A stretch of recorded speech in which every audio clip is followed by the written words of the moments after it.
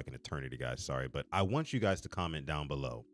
What is your confidence level in this 2-5 Ravens team going into this Dolphins game? Maybe you're listening to this after the Dolphins game. I would hope not. Maybe check on some of our more recent videos. But yeah, leave it down below in the comment section what you think about your level of confidence in this Ravens team. We got a couple of things to get into on this episode of Quiet Storm Sports, guys. Again, I am your host, Sutton Def. We're going to talk about some Baltimore Ravens stuff. Lamar Jackson is showing some leadership. John Harbaugh outsourcing some motivation. That and more on this episode of Quiet Storm Sports.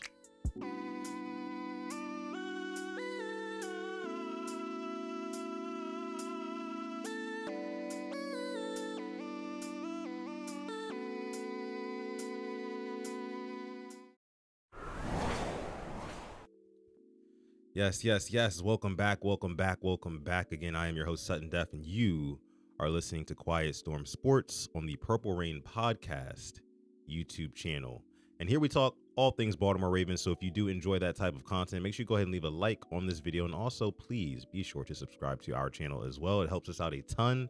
We do go live every Monday and Thursday at 6:30 p.m. Eastern time, previewing and reviewing each and every Ravens game. It'll be no different before the Dolphins game on Thursday Night Football. We're going to do a pre-game show.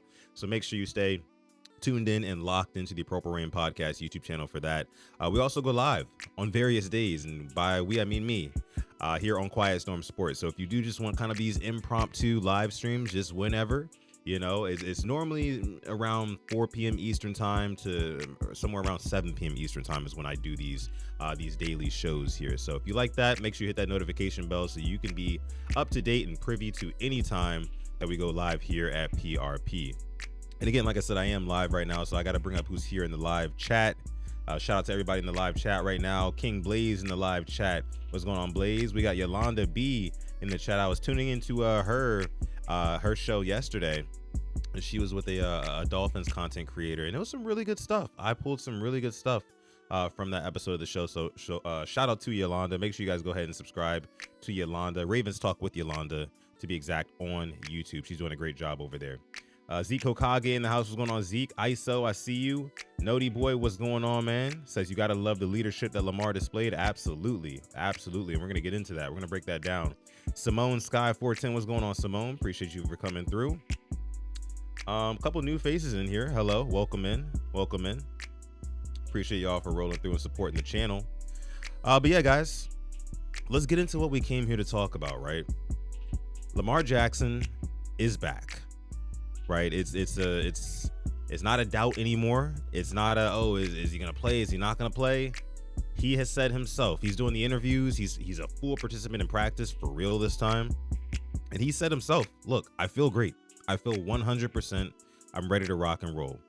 And one thing that I took, interestingly enough, from his presser yesterday with the media was that he was saying how, you know, because one of the reporters had asked him, "Hey, like, when did you feel like you were 100% and ready to go again? Like, when did that happen for you? When did that cross your mind?" Lamar Jackson basically just said, like, you know what, like, it's my body. Like, nobody can really tell me how to feel or when to play. And news came out earlier today. There was a report that said, I think it came out of the Baltimore Sun, and they were saying that, you know, at one point Lamar Jackson was cleared medically to play football, right? But the rumor is, and I guess the truth to it now that is coming out, is that Lamar Jackson turned down the opportunity to play, and I guess specifically against the Bears after he was medically cleared.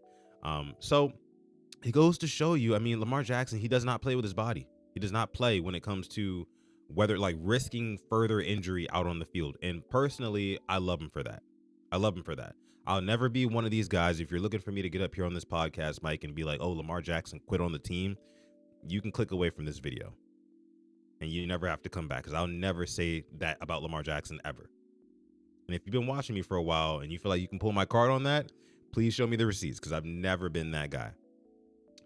Anyway, I thought that was interesting because, you know, Lamar Jackson being the player he is, you know how concerned he is about winning that Super Bowl, about going in each and every game and giving it his best and dominating the opposing team. But in order to do that, he needs to give his 100%. right? And if he doesn't feel like he can give his 100% because of a hamstring, which by the way, he's never dealt with a hamstring injury before up until this point,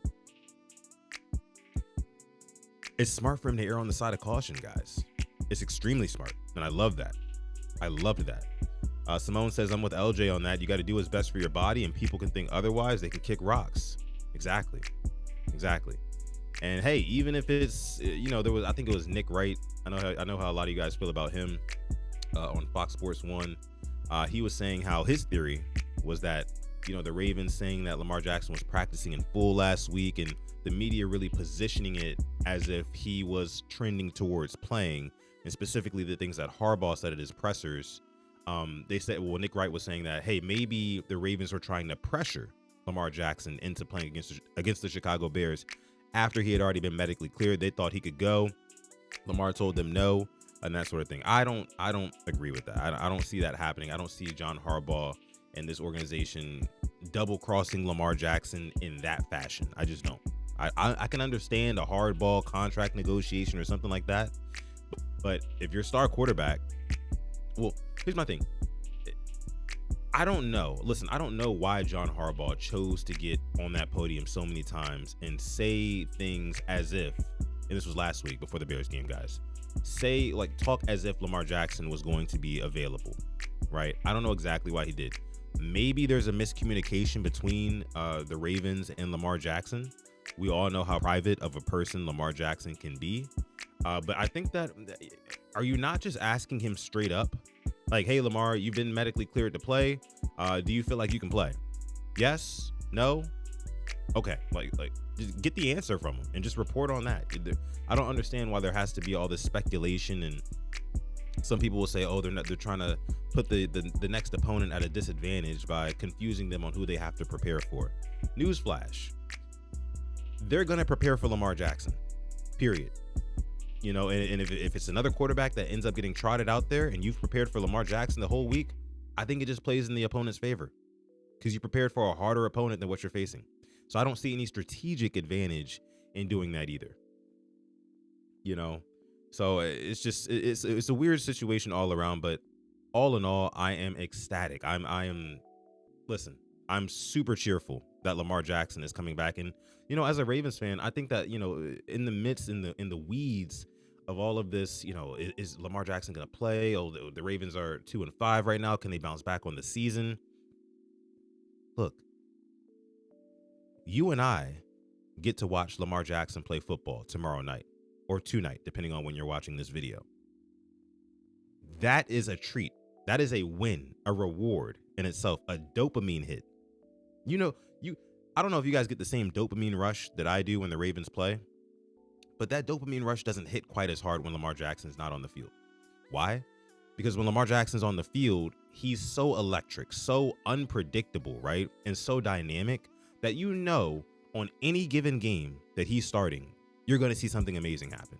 You're going to see something where at this point to us Ravens fans, we're kind of like numb and desensitized to it in some spots, right? But I think that, when you lose Lamar Jackson for a couple of weeks and he comes back, and I'm sure he's going to put on a show tomorrow night, just enjoy it.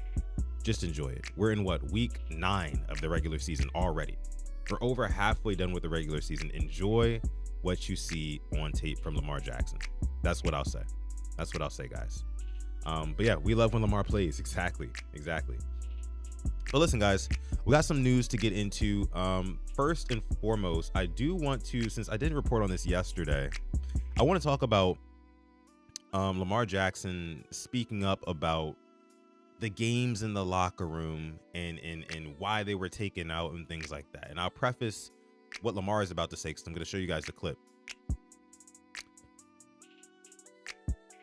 I was one of the ones who was under the impression, I think due to the Baltimore Sun's article, a little bit misleading it was, that the coaching staff were the ones who removed the games from the locker room, in which I hated it.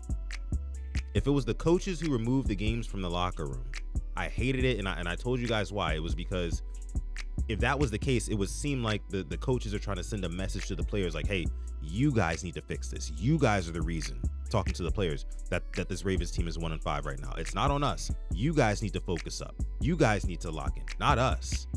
That's what I thought it was, if it was coming from the coaches. But now we've got news that it was actually Lamar Jackson who wanted the games out of the locker room. Here's a little bit more on what Lamar Jackson had to say about that. Is that true? Oh, yeah. Anyone else? I told Kaneko, our head equipment guy, I told him to take all the games and ping pong, turn the TVs off.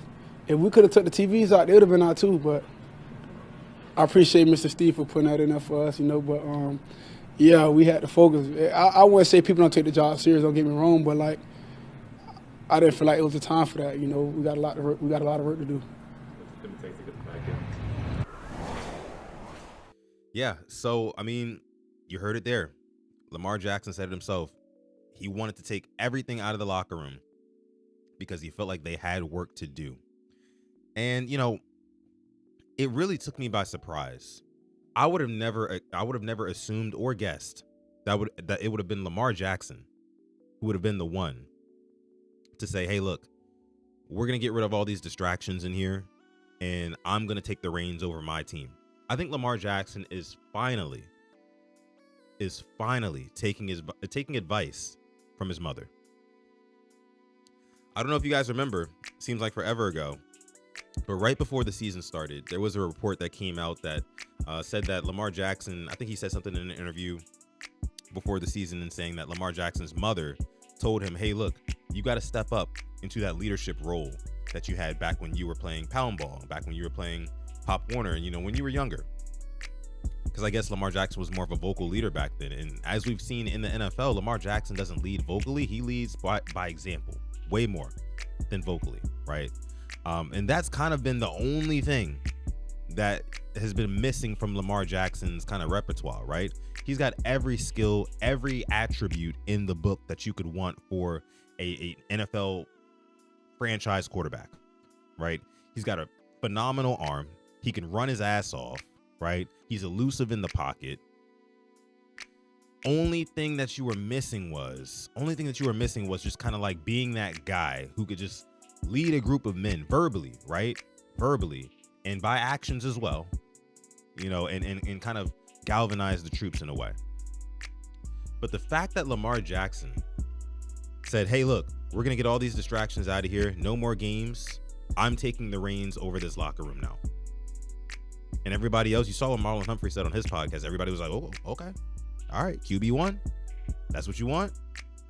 We follow your lead. And I think that with the Ravens playing how well they played against the Bears, it sets them up perfectly. It springboards them perfectly into a Lamar Jackson return.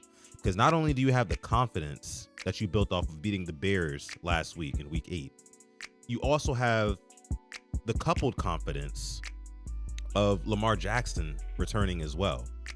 And it's just, and you also have the opportunity to show to the world, who still for the most part thinks that the Ravens are a laughing stock, other than people who really pay very, very close attention to football.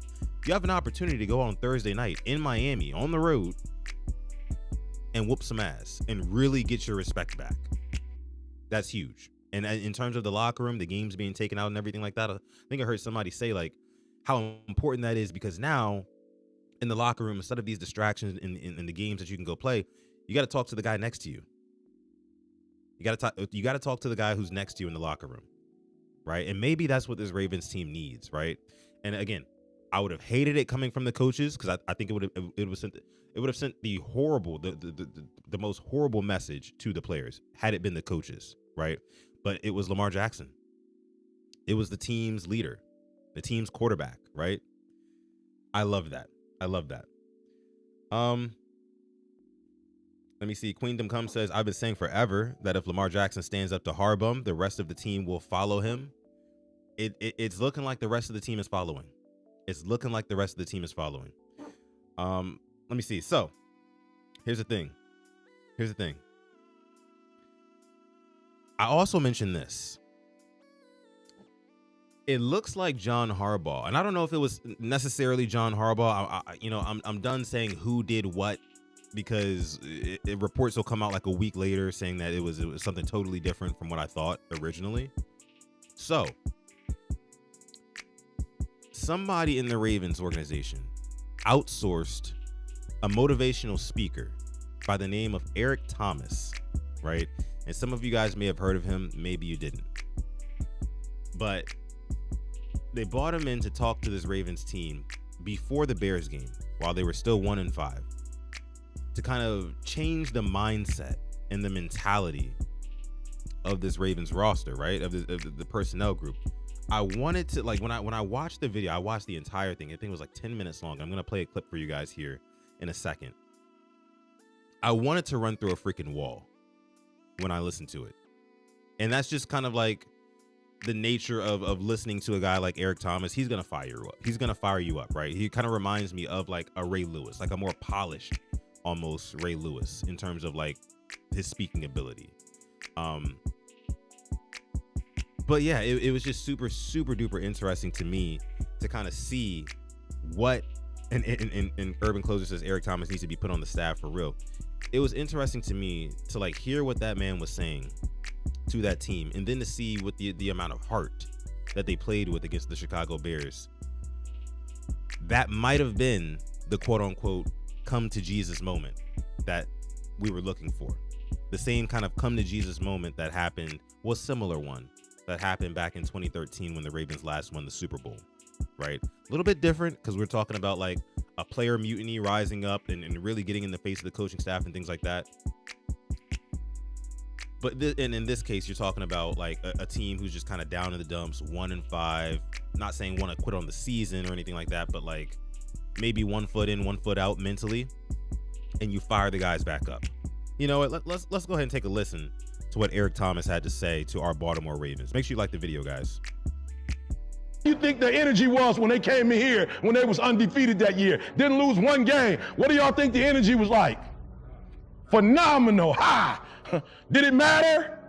It didn't matter when it count. So I'm not really tripping on how y'all feel right now. We got to get that out of our mind. That's not the focus. The problem is, the reason why you may not be 5-1 is because you told me you came in the beginning of the season thinking this was going to be a phenomenal year. So that's probably what messed you up. Not that you're not necessarily talented, not that you don't have what it takes, but you probably came in and you probably had a mindset that made some of y'all chill. You probably came in and was like, we the Ravens. You probably came in and it's like, look what we've done. You probably came in, it's like, look at who our players are. And you probably didn't focus on what you should have been focusing on. But the cool thing about it is, we got an opportunity to turn that around. That's deep right there. That's deep. I like that. I like that a lot. Listen, y'all.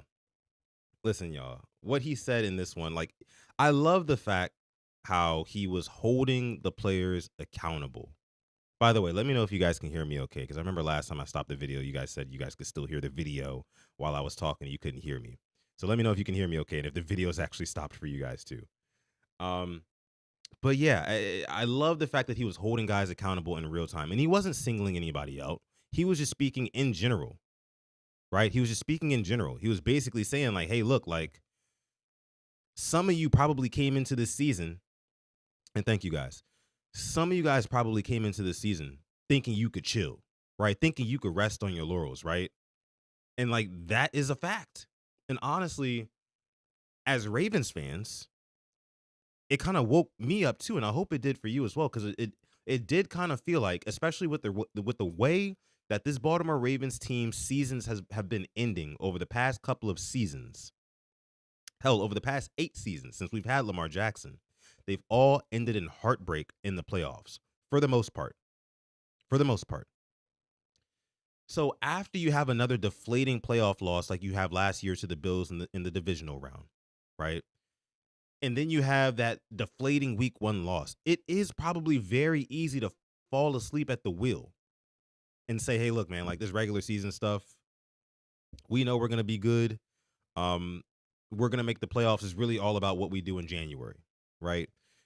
And having that kind of, I guess you could say, sort of like tunnel vision, right? And falling asleep at the wheel while you have this tunnel vision, because look, all I need to do is just go straight, just show up to practice every day, show up to the games. We're going to be in the dance. We're going to be in the dance in the playoffs in January. No.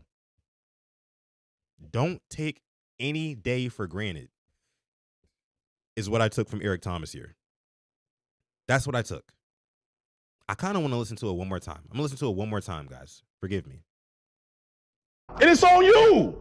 How you feel like, how you think the energy was, and it's on you. How you feel like, how you think the energy, how you feel like, how you think the energy was when they came in here, when they was undefeated that year, didn't lose one game. What do y'all think the energy was like? Phenomenal. It won't play for me. Let's see if I can get it back this time. Hold on, guys. Bear with me. That's why I need a producer. The energy was when they came in here, when they was undefeated that year, didn't lose one game. What do y'all think the energy was like? Phenomenal. High. Phenomenal. High. Did it matter? It didn't matter when it count. So I'm not really tripping on how y'all feel right now. We got to get that out of our mind. That's not the focus. The problem is, the reason why you may not be 5-1 is because you told me you came in the beginning of the season thinking this was going to be a phenomenal year. So that's probably what messed you up. Not that you're not necessarily talented, not that you don't have what it takes, but you probably came in and you probably had a mindset that made some of y'all chill. You probably came in and was like, He really talking though. Y'all hear what he's saying? He said he spoke with them before he got up there and did this motivational speech in front of the whole, congregation, right? He spoke with these guys and he talked to them. He said, hey, look, like what's been going on. And some of the guys confessed to him. Yeah, we thought we were going to have a really great season, really great roster. Lamar Jackson's at quarterback, right? We've only gotten a little bit better over the offseason. Great offseason acquisitions, things like that. We thought we were going to be great. And when you think that the work is already done before you do it, I mean, you guys know how the rest of that goes, right? That's where you fall off the horse. That's where things go bad. When you start overlooking, we talk about any given Sunday all the time. There's a life lesson in here. You cannot take any day, any single day for granted, right? You just can't. You just can't. There's a lesson in this, guys. There's a lesson. Let me continue here, though. Only a little bit left, though.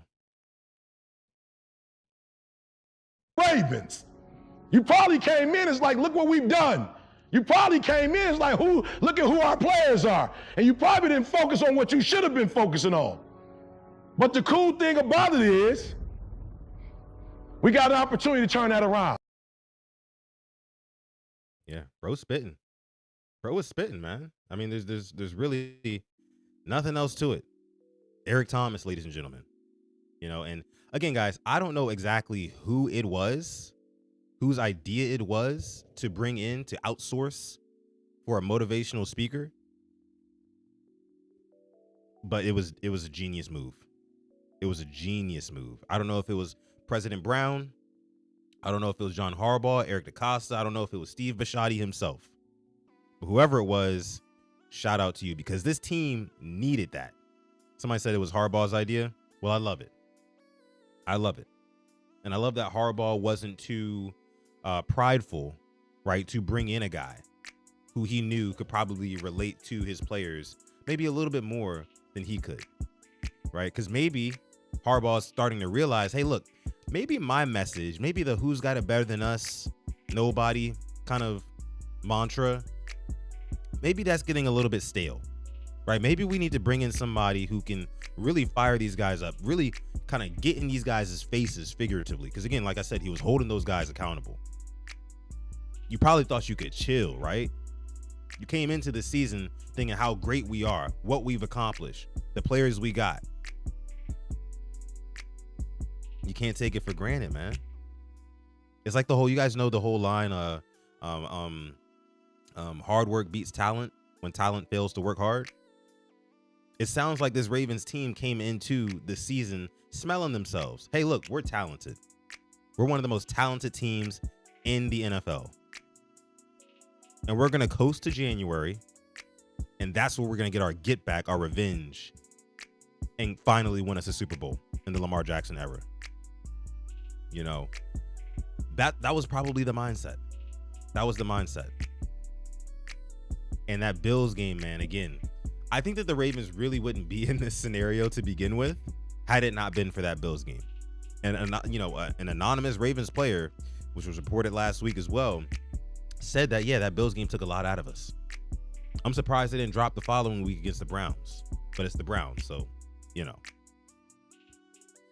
But again, I don't think that the Ravens are in the 2-5 wagon right now and in third place in the AFC North if they don't lose that Buffalo Bills game. So, yeah. Greatness says he's great. I forgot his name. Eric Thomas. Eric Thomas, brother. Eric Thomas. But yeah, guys, that was it was very, very encouraging to see that, and it seems like this Ravens team has had a mental shift. They've made a mental shift. I know you guys saw the video with Todd Monken the other day after the Bears game. He was fired up. You know what I'm saying? Like walking out of the stadium, and he's like, "Fuck these motherfuckers. They've been talking shit about me." You know, he's got a point to prove. He's got a point to prove, man. And if he can continue dialing it up, especially with Lamar Jackson back, you've got Patrick Ricard back there now too. This season's going to be, look, I think we're in for a totally different second half of this season. I do think that.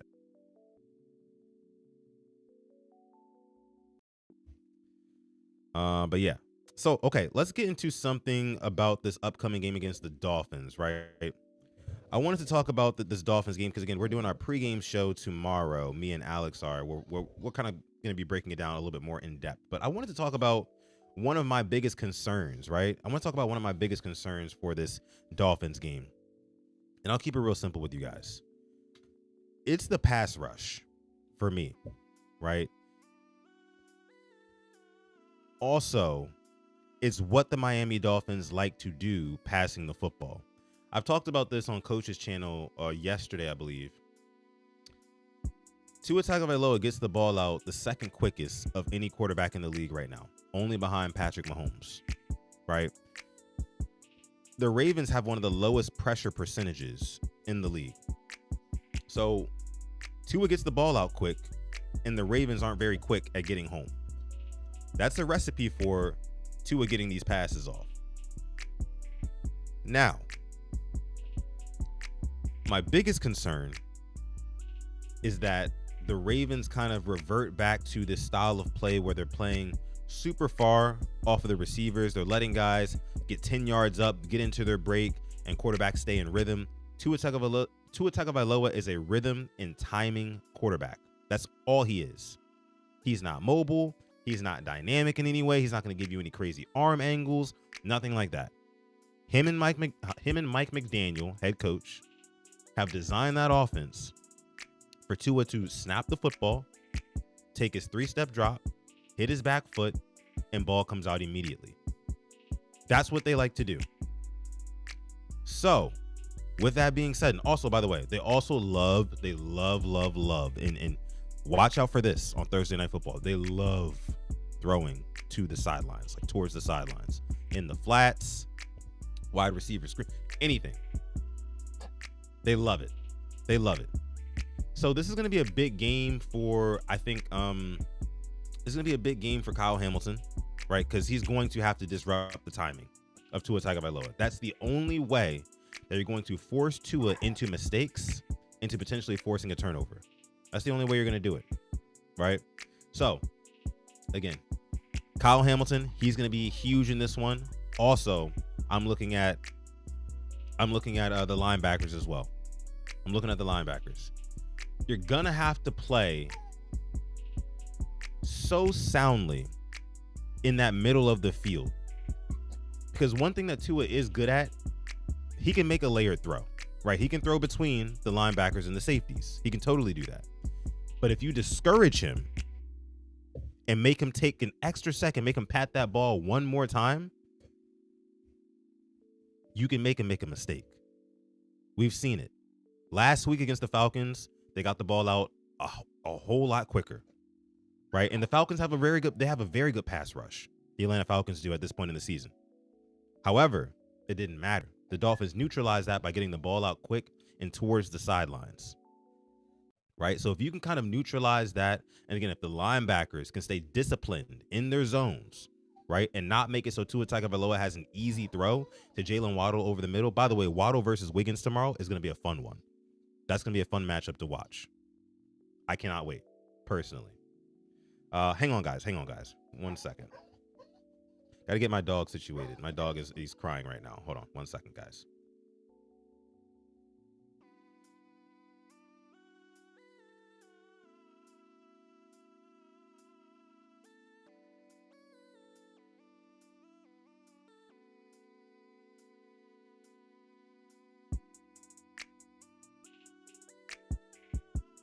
Sorry about that, guys. Anywho, again, like I said, I think that in this game, you're going to be looking at guys like Kyle Hamilton. You're going to be looking at guys like Roquan Smith. You're going to be looking at guys like Teddy Buchanan to really step up. Also, this is going to be a big game for Alohi Gilman. This is going to be a huge game for Alohi Gilman. JMI says, am I good, son? Yeah, I'm good. I'm good, bro. Just had to get my dog situated real quick. He's been crying. I'm gonna hop off here soon so I can go ahead and take him outside. But look, yeah, Alohi Gilman and Malachi Starks is gonna be a huge game for you guys. You guys are gonna have to hold down that back end, right? I don't really see too much of a threat with the Miami Dolphins running the football. They're not that efficient at it, right? They kind of substitute their run game with this screen game. So be on the lookout for that. And again, Kyle Hamilton, he's got to be disruptive. I fully expect to see more blitzes from Kyle Hamilton. I expect to see some blitzes from Marlon Humphrey off the edge, right? Hell, I think Marlon Humphrey could potentially get a sack in this game. I could see it because you're going to see a whole lot of simulated pressure onto it to speed up that clock. The Dolphins want to play on time. Again, they have to play on time. They don't have a quarterback who, when, timing breaks down and plays break down and becomes a busted play, they don't have a quarterback who can make something out of nothing. They just don't. So Hamilton, he's going to have to throw off the timing. Again, I think that they're going to send Marlon Humphrey and maybe other corners off the edge as well to kind of simulate this pressure. Do not be surprised if you see guys like Mike Green dropping back in the coverage. I could totally see it. Just don't be surprised. Don't be upset about it, because it potentially could work against a Dolphins team where Tua wants to read the defense before the play, know where he wants to go with the football, and then based off of what he read pre-snap, go to where he wants with the football. But if you disguise some of these looks, right? If you disguise these looks, bring more guys down towards the line of scrimmage, put more guys on the line that are actually coming, right? That's going to confuse him. That's going to make him hesitate. That's going to be the biggest key to victory. Make Tua hesitate. Because when you make him hesitate, that's when he makes mistakes. So, but that is my biggest concern against the Miami Dolphins. Like, by far. That's my biggest concern with this Miami Dolphins team, is that, the Ravens pass rush is going to look inept. They're not going to be able to do anything, get any sort of pressure onto it, and he's just going to be throwing to soft zone coverages, right? With Waddle and some of those other guys. So, my hope is that the Ravens come out, they force an early turnover, really get the Dolphins behind and out of their game plan, and force Tua to kind of throw their way out of it, right? And it was funny because I remember a couple of years ago in 2022, I want to say, 2022, we were up on the Dolphins big at halftime, regular season game, and then Tua did throw them back into it. They threw them right back into it. However, things were a little bit different back then. We weren't really playing the same sort of defensive schemes and coverages that we are now, especially with Kyle Hamilton being so close to the line of scrimmage and having Starks and Alohi Gilman manning the backside. It'll be a little bit different. You're not going to have the big deep threat, not to mention they don't have Tyreek Hill, this time around. You're not going to have that big deep threat outside of a Jalen Waddle. So if the Ravens take away the run game early, which we know the Dolphins are going to try to get that established, they're going to Tua's going to have to win it for him. And if Tua has to win it for you, It's not 2022. I think that this Ravens team has a huge opportunity to dominate in all three phases, right? Because the Dolphins don't run the ball. If the Ravens can shut down the Dolphins passing attack, and by the way, if the Ravens can also establish the run game, because the Dolphins aren't that good at stopping the run either. They're really not. The Ravens should run away with this one. They should run away with this one.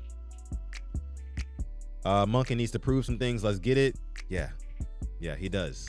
He does. Lamar Jackson's back, and you're going to see this Ravens team, this Ravens offense, rather, healthier than they've been all season. You know, this is the first time that you've had the entire offense. So the offensive line, fully healthy, however you feel about them. Ronnie Stanley was a full participant in practice today, although it was an estimation because it was a walkthrough, but I do expect him to play. Of course, Pat Ricard is going to play his first game with Lamar Jackson. Isaiah Likely, of course, is back on the field with all those guys as well. Of course, D-Hop, everybody is here and healthy and available. No Raven did not practice today as of Wednesday. No Raven did not practice. So it's another no excuses playoff game. And I'm looking at every single game for the rest of the season. Going into it, I'm looking at it every game as if the Ravens are 0-0. Because you have to, right? You have to at this point. But again, man, Lamar Jackson coming back is absolutely huge. It's huge. Derrick Henry needs to have a big game. Yes, we do need to see, I'd say, at least 20 carries, 20 touches for Derrick Henry. And here's the thing. The Dolphins shut down Bijan Robinson last week. He only averaged 2-point-something yards a carry. The difference is the Falcons, who I believe, who was it? Kirk Cousins? Was it still Cousins who played? Yeah, I think it was Kirk Cousins who played for the Falcons last week. He ain't Lamar Jackson. He is nowhere near the force multiplier that Lamar Jackson is with what he can offer with his legs. That's part of the reason why Derrick Henry is so dangerous as is when Lamar Jackson is on the field, especially. Because Henry's always dangerous, but when Lamar is on the field and you have that threat, then hey, look, man, like these read options, if that hammy is looking good, I do want to see Lamar keep some of them just to keep the defense honest. I think you kind of have to throw that at them. Despite, of course, you're going to want to kind of maybe slow roll Lamar Jackson back into his first game. But no, man, have Lamar Jackson keep it early and really set them up for a haymaker Henry run. That's what I'm saying. Leo said it says bet a Jackson 5 in FanDuel. Ooh, man. I don't even know if you can bet on a Jackson 5, but I probably wouldn't bet on that. I mean, I'll say Lamar Jackson 2 passing touchdowns for sure. And if I was really feeling froggy, I'd say he throws for 3. I think Lamar Jackson, as much as he says that, it's not about a homecoming in Florida or anything like that when he plays the Dolphins, but he's thinking about that. And if he's not going to say it to the public, Zay Flowers is, because he did. He says it means a little something extra because, he's a Florida boy too. When you go home to Florida and play in, one of those teams down there, whether it be the Jags or the Dolphins, right? It means a little something extra. So again, all of the bulletin board material, the motivational speaking, Eric Thomas, again, ever since the Eric Thomas motivational speech, Ravens are 1-0. That's the way I'm looking at it. Somebody get Lamar Jackson to tweet Johnny for us. Somebody get Lamar to tweet Johnny for us so we can go on another MVP tear. And I really hope when you talk about the MVP, the Ravens are favored to win the division. If the Ravens win the division, which, again, they're favored to, if they do, and Lamar Jackson looks the way he looks, look, man, there's no way that you cannot give him the most valuable player award. There's just absolutely no excuse. There's no excuse for not giving Lamar Jackson MVP if the Ravens start 1-5, and then when Lamar Jackson comes back, they damn near run the table. I don't know how many more games the Ravens plan on losing this year. But if he just goes absolutely scorched earth and puts up like similar numbers to what he was putting up before, he went down with that hamstring. I just don't see how you can give it to anybody else. Even if Jonathan Taylor continues the absolute tear that he's got going on right now. The thing about Jonathan Taylor is he's running behind probably the best offensive line in the league. That's another reason why Daniel Jones has been so good. A great O-line can make a lot of other things look great as well. Again, that's why we say game of football is played from the inside out. If you got some really good guys down low in the trenches, it's going to make your skill players look all the better. So, again, all things considered, we saw what this Ravens team looked like without Lamar Jackson when he comes back tomorrow. I cannot wait. If the Ravens win that game tomorrow, I cannot wait for the headlines on Friday. If the Ravens win that game tomorrow and Lamar Jackson looks like Lamar Jackson, which we know he probably will, I can't wait for the headlines, man. I saw my guy Zach from the Charm City Sideline podcast. He said 2-5 never felt so good, and he's damn right about that. He's damn right about that. Cal, what's going on, Cal? Says Danny Dimes, my GOAT. Your Steelers are kind of struggling. Your Steelers are kind of struggling right now. We got to beat y'all too. We got to beat y'all when time comes around. No excuse last year, yet they still robbed Lamar. No, Queendom Come. The excuse last year was that, Derrick Henry is a new part of this offense, and that's the reason why Lamar Jackson and the Ravens have been so dominant, because Derrick Henry almost ran for 2,000 yards last season. He almost ran for 2,000 yards, and I think led all running backs in touchdowns, if I'm not mistaken. So yeah, a lot of people chalked up the Ravens' success last year to Derrick Henry and everything being predicated off of him. But now, this year, you don't get that excuse, because we saw what happened when Derrick Henry was the best player available on offense, what the Ravens did. They averaged 6.5 points. Okay. So it is what it is. April 123 says, should I start Waddle in fantasy? That depends on who else you have at receiver, April. Because I do see a world where, number one, and Cal says maybe flex at most. I can see that. I do see a world where, number one, the Ravens get up on the Dolphins early and it forces them to kind of throw themselves back into the game. In which case, yeah, he would probably be a viable starting option. However, I do see another case where Tua gets rattled by this Ravens defense. And I know everybody, all the casuals are saying, oh, the Ravens defense is garbage. What are we talking about? But when you talk about, the NFL is all about trends, right? You can't just, what I've learned, you can't just look at season stats in its totality and just kind of make your conclusion oh, the Ravens defense is bad because they're ranked 20 something in this, that, and the third category. It's okay, but where are they trending towards? Are they trending towards getting better? Are they trending towards getting worse? And right now, this Ravens defense is trending towards getting better. Last two opponents, I think they're averaging 16.5 points per game. 16.5 per game. The Ravens defense is trending in the right direction. And if it continues to trend in that direction, right? And you see Tua Tagovailoa have another one of those games where he's throwing multiple picks, it could be spooky. Could be spooky. Thomas says Waddle is good trade bait right now in fantasy. I would say that too. You said you have Lad McConkey, Tet McMillan, and Keyshawn Boutte. Boutte is scoring a touchdown damn near every week, isn't he? Up there in New England. Him and Drake May. I watched some Drake May highlights earlier. Looks good. Don't hate it. Kind of reminds me of like a young Justin Herbert. Just saying. But yeah, if you have Lad, Tet, and Boutte, and you have Waddle, and I guess it's a 2 wide receiver starting league. I'd probably go the Boutte. See, the thing about Boutte is you're banking on touchdowns with him. Tet, I don't know if they're gonna have Bryce Young back. I think he had a high ankle, so he shouldn't be back. Lad, I'm not exactly sure how I feel about Lad McConkey either. I might start Waddle if I were you, bro.